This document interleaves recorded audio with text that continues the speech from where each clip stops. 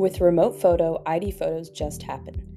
Badge holders receive a customized email requesting an ID photo. They click the Submit Your Photo button and are redirected to Remote Photo's web app where they can take or upload an ID photo from any device. Remote Photo processes the submission in seconds, rotating, cropping, and removing the background. If a photo fails to meet your custom photo requirements, it's denied, and the badge holder is immediately asked to submit a new photo.